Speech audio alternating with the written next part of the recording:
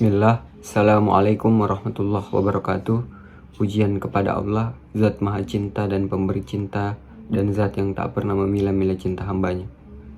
Salam dan salawat kepada insan pilihan Allah, Nabi akhir zaman, manusia yang ketika berbicara di balik lisannya ada pikiran, di balik pikirannya ada hati nurani, dan di balik hati nuraninya ada Allah Subhanahu wa Ta'ala. Beliau yang telah membawa kita dari zaman yang tak beradab menuju zaman yang beradab, meskipun saat ini masih banyak orang-orang yang biadab. Tak lain dan tak bukan, yakni baginda Rasulullah Muhammad SAW, sang revolusioner sejati, Nabi akhir zaman. Beliau yang kemudian diutus di muka bumi ini untuk memperbaiki akhlak umat manusia, bukan untuk memperbaiki fashion umat manusia. Baik, adapun tugas yang diberikan sebagai tugas final, yakni membahas tentang saham syariah dan pertumbuhan ekonomi. Namun sebelum kita menelisik lebih jauh tentang saham syariah dan pertumbuhan ekonomi, perkenalkan, nama saya Wahidin Yahya dari Prodi Manajemen kelas Manajemen 19J Fakultas Ekonomi dan Bisnis Universitas Muhammadiyah Makassar. Adapun dosen pengampuh di kelas kami yakni Ibunda Nurlina SEMM yang telah mengamanahkan kita tugas final. Baik, sebelum kita menelisik lebih jauh tentang saham syariah itu sendiri, alangkah baiknya kita membahas mengenai saham itu secara umum terlebih dahulu. Jadi menurut mengutip perkataan Fahrudin yang mengatakan bahwasanya saham adalah surat berharga bukti kepemilikan investor atau pemilik saham dalam suatu perusahaan.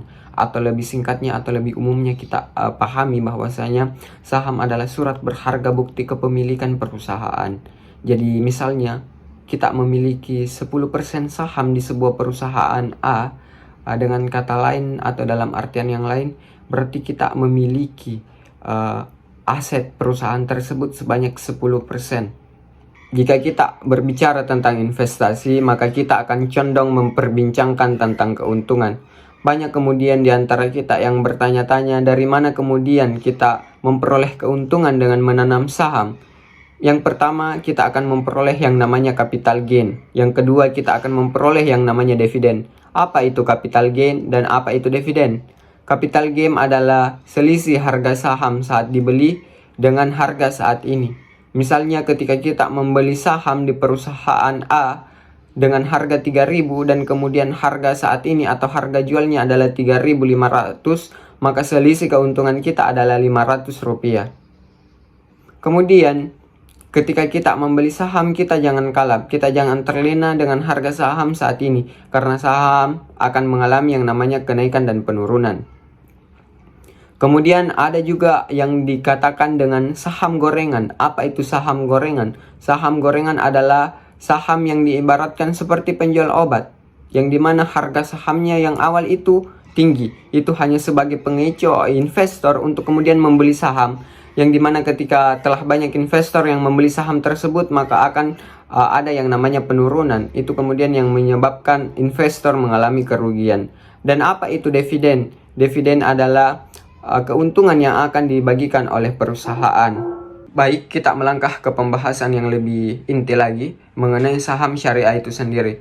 Saham syariah telah diatur dalam Fatwa DSN MUI nomor 40 DSN MUI 10 tahun 2003 tentang pasar modal. Yang intinya, teman-teman sekalian, saham syariah adalah saham yang kemudian proses pengelolaannya, kemudian proses investasinya kita itu berdasarkan prinsip syariah. Tidak ada campur tangan hal-hal konvensional itu sendiri. Nah, kemudian ada pun contoh perusahaan yang tidak menjual sahamnya dalam indeks syariah itu sendiri lebih condong kepada perusahaan Bank Indonesia dan asuransi konvensional. Nah, teman-teman sekalian, selain dibentuknya ISI itu sendiri, kemudian dibentuk pula Jakarta Islamic Index, yakni atau sering disebut dengan JII, yang dimana di dalamnya termasuk dalam rangkuman dari 30 perusahaan syariah dari ISI itu sendiri. Nah, teman-teman sekalian, adapun gambaran indeks saham syariah itu sendiri ada 3, yakni IHSG atau indeks harga saham gabungan, yang dimana mencakup seluruh saham yang ada di Bursa Efek Indonesia. Yang kedua adalah ISSI itu sendiri, yang mencakup kemudian seluruh saham syariah yang ada di Bursa Efek Indonesia itu sendiri bersama dengan JII. Kenapa sih kita harus memilih saham syariah atau apa keuntungan kita memilih saham syariah? Yang pertama, tidak ada kemudian perbedaan antara saham syariah dan saham konvensional mengenai keuntungan kita, yang dimana kita sama-sama akan mendapatkan capital gain dan kemudian kita juga akan memperoleh dividen. Dan keuntungan yang paling utama kita sebagai masyarakat muslim, kita sebagai masyarakat Islam itu sendiri, kita akan terhindar dari hal-hal yang namanya riba itu sendiri. Karena saham syariah berlandaskan atau berasaskan dari prinsip syariah itu sendiri. Baik teman-teman sekalian, selanjutnya kita akan membahas tentang pertumbuhan ekonomi itu sendiri. Dari beberapa jurnal yang kemudian telah saya baca, yang dimana poin intinya pertumbuhan ekonomi adalah perubahan perekonomian dari suatu negara secara berkesinambungan, yang dimana perubahan ini menunjukkan perubahan yang baik. Adapun kemudian indikator pertumbuhan ekonomi. Yang pertama adalah meningkatnya pendapatan nasional dan pendapatan per kapita. Yang kedua adalah meningkatnya kesejahteraan masyarakat. Dan untuk mengukur ini, kita melihat bagaimana kemudian proses budaya konsumtif masyarakat itu sendiri. Yang ketiga adalah berkurangnya pengangguran. Selanjutnya, ada pun 4 faktor yang mempengaruhi pertumbuhan yang ekonomi. Yang pertama adalah jumlah penduduk, pertambahan jumlah penduduk. Yang kedua adalah jumlah barang-barang modal. Yang ketiga adalah luas tanah dan kekayaan alam. Yang keempat adalah teknologi yang digunakan. Itulah kemudian yang menopang bagaimana kemudian pertumbuhan ekonomi suatu negara bisa meningkat. Ini berdasarkan juga teorinya Adam Smith, bahwa jumlah penduduklah yang kemudian akan mempengaruhi pertumbuhan ekonomi. Baik teman-teman sekalian, mungkin hanya itu yang dapat saya sampaikan tentang materi saham syariah dan pertumbuhan ekonomi. Kurang dan lebihnya mohon dimaafkan. Mengutip satu hadis yang menyatakan bahwasanya jangan sampai kita memiliki banyak pohon dan kita tidak memiliki buah sedikit pun. Dalam artian pohon ini dianalogikan sebagai ilmu dan buahnya adalah kemudian pengalaman kita, pengamalan dari ilmu kita. Jangan sampai kita memiliki banyak pohon, kita memiliki banyak ilmu, tapi kita tidak memiliki amal sedikit pun dari ilmu yang telah kita miliki. Apa yang kemudian saya sampaikan ini wabil khusus untuk diri saya pribadi, karena yang lebih dekat dari mulut saya adalah telinga saya. Mungkin hanya itu yang dapat saya sampaikan.